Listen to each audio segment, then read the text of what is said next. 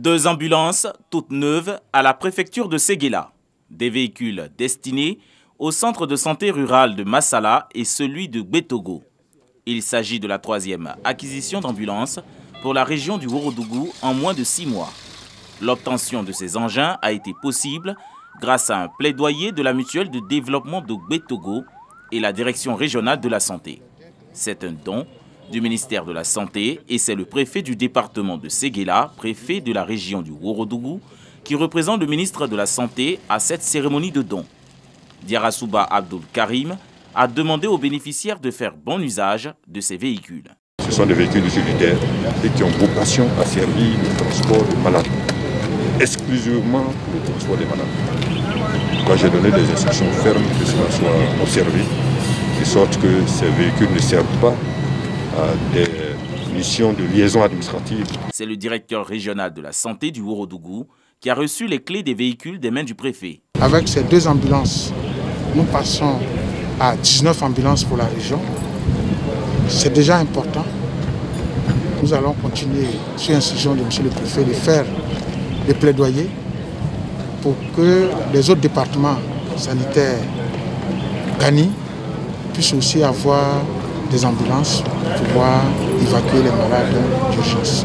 Les 2 ambulances destinées au centre de santé de Massala et celui de Gbetogo d'une valeur de 80 millions de francs CFA portent à 19 le nombre d'ambulances de la région du Ourodougou.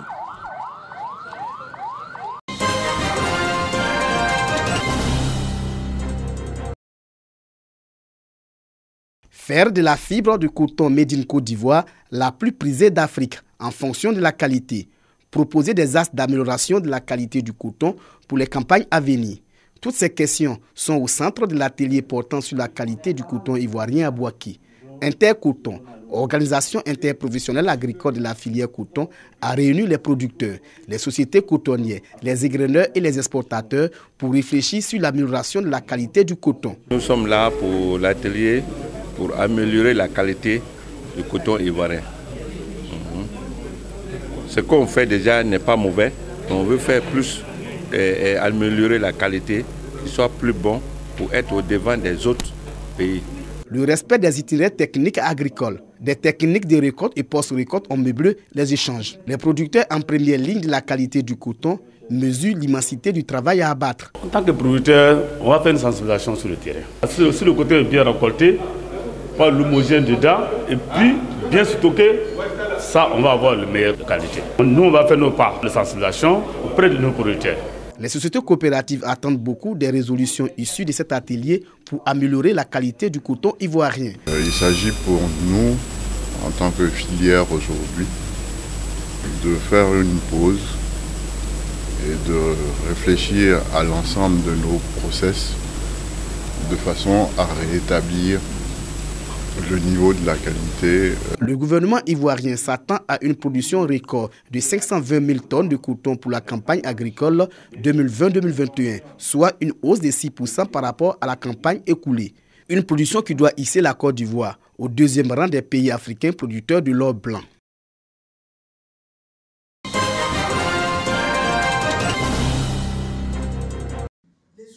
Salle de conférence de la préfecture de Bouaké. Mobilisation de plusieurs jeunes. Mobilisation pour la célébration de la journée régionale de la citoyenneté active. Initiatrice de cette journée, la Jeune Chambre internationale, section de Bouaké.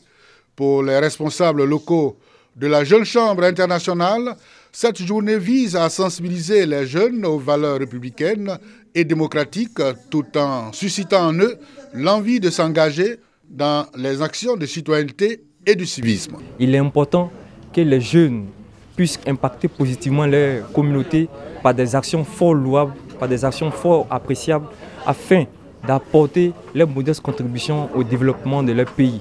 La jeunesse est le plus souvent utilisée pour les joutes électorales, mais on voudrait que les jeunes soient des ambassadeurs de la paix, les jeunes soient des ambassadeurs de la cohésion sociale. Les autorités administratives et coutumières saluent l'initiative. Ces genres d'initiatives vont amener la jeunesse à se départir des actes de violence et poser des actes responsables. Les jeunes doivent prendre conscience de ce qu'ils font dans une cité, dans une nation qui est la Côte d'Ivoire. La journée régionale de la citoyenneté active à Bouaké a été également une occasion d'échange et d'enseignement autour de la notion de paix. À travers des causeries débats sur les actions communautaires, elle a permis aux participants d'apprendre et de comprendre le rôle des jeunes dans la consolidation du climat de paix, gage d'un développement durable.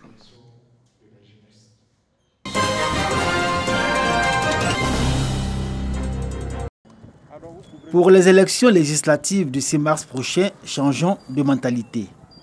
Les propos qui sonnent comme une supplication aux populations sont du médiateur délégué chargé des régions de la Maraoué et du Haut-Sassandra. Grogué Lago Félix était en tournée à Issia où il a rencontré les populations. Son adresse a été une exhortation à œuvrer tous et sans exclusive pour la cohésion sociale, la paix et le vivre ensemble, rappelant les sombres événements que plusieurs localités dans le département d'Issia ont vécu après la présidentielle d'octobre 2020. À chaque élection, est-ce qu'après les élections on ne vit pas ensemble? Vraiment, il faut qu'on évite ces situations-là. Comme à Issia, le médiateur délégué des régions du Haut-Sassandra et de la Maraoué a rappelé les violences suivies de destruction de biens qui ont émaillé les échéances électorales de 1995, 2000, 2010 et 2020 en Côte d'Ivoire, avec pour conséquence la fragilisation du tissu social. Celui qui a sa carte, qui peut voter, on le laisse voter. Il fait son choix. Toi, tu n'as pas voulu faire ta carte d'identité, ta carte d'électeur. Et aujourd'hui, tu veux empêcher l'autre à voter. Ce n'est pas normal. Celui qui était là, qui ne m'a pas apporté beaucoup, je veux le changer et j'ai réussi à le changer. Ça doit être une fête pour nous. Pas s'entretuer. En guise de prévention d'éventuelles heurts entre électeurs ou populations, à l'issue des législatives à venir, un comité de veille a été installé dans chaque chef-lieu de sous-préfecture, dans les départements visités.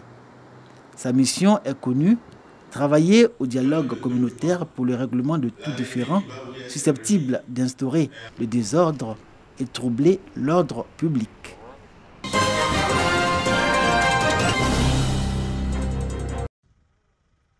Tafiri, Niakara et Katioula, 3 sous-préfectures de la région du Hambol, sillonnées en une journée pour des séances de sensibilisation et d'échange en vue des élections législatives apaisées.